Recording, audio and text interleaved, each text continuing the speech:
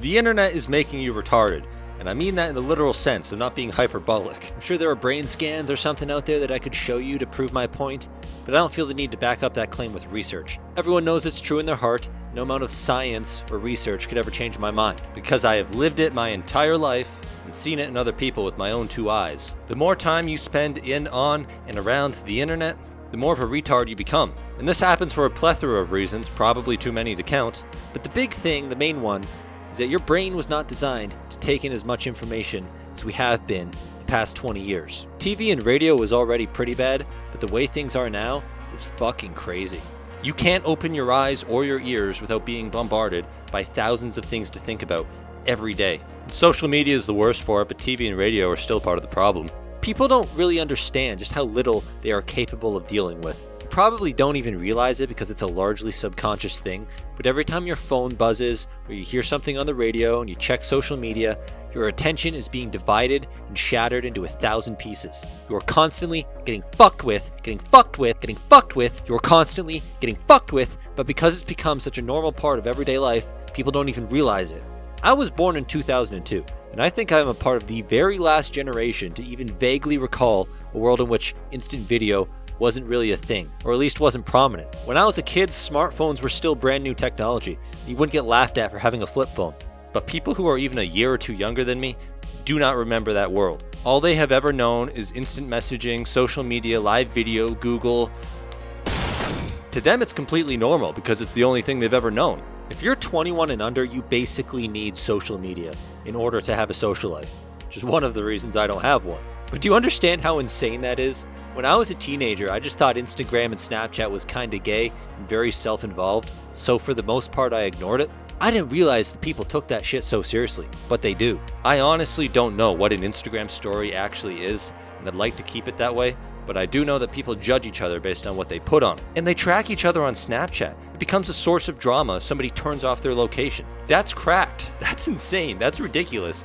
I would rather have no friends than have to deal with that shit. Think about what that does to your brain. You don't have to be a psychologist to figure that it's probably nothing good. You have to understand that everything you see on a screen is not real.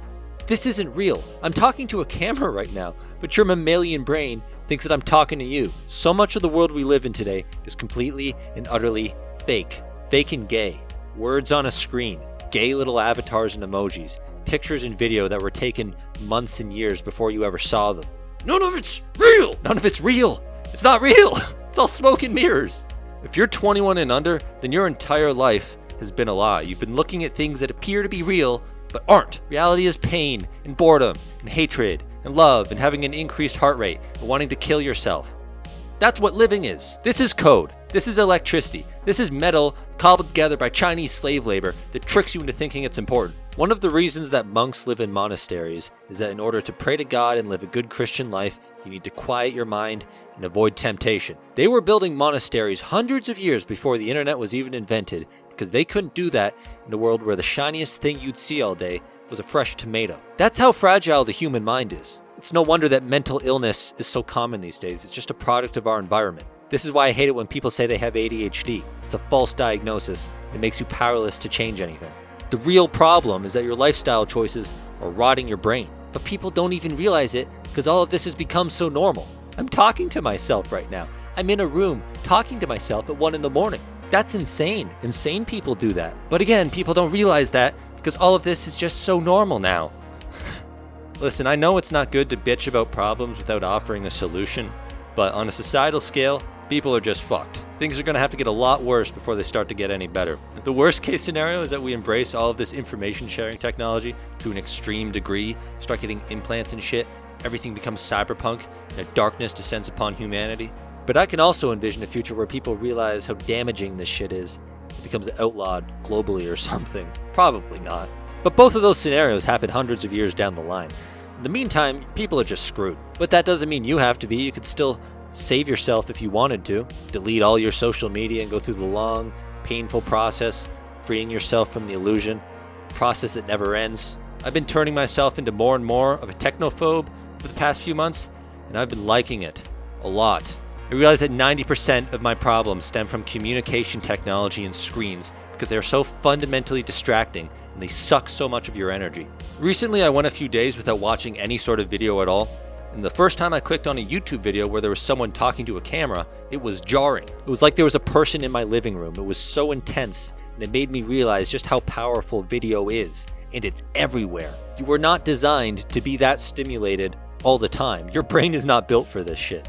And it sucks the joy out of life. When I was watching that video, I noticed just how much I enjoyed looking at the person's face. It was a pretty girl, so that helped. But after a few minutes, she stopped being a real person and just started turning into pixels on a screen. Seeing things like that all the time trivializes everything that makes life beautiful. And that sounds gay, but it is also true. You stop seeing the people on screens as humans and start seeing humans as people on screens. It becomes impossible to appreciate the details and uniqueness of life, because even if your logical brain can discern the difference between a screen and reality, your animal brain does not. It desensitizes you to beautiful things, and that's what makes life beautiful. One of the many, many reasons you should not watch porn. It makes feeling anything impossible. That's why everyone's so depressed these days. That's why you're so distracted. Everything is done with emotion. Emotion is the driving factor for everything. If you don't feel anything, then everything just, fuck that. I think this is the fundamental issue with modern society. Too much noise, too much distraction, information overload. It's certainly been one of the root causes of all my problems, but maybe I'm just mentally weak. Or a sociopath. I have always had a latent desire to kill. Before the record player was invented, people would travel dozens, if not hundreds of miles just to hear an orchestra play, and it would be something worth remembering. Now you hear music playing 24/7, it's all digital, and you don't think twice about it. Being able to read and write used to be impressive. Now it's just a starting point. And listen, I don't want to be too pessimistic about all this. The technology is incredible, and it's done a lot of good. But nothing in life is free, and I just worry that we're paying for it with our souls.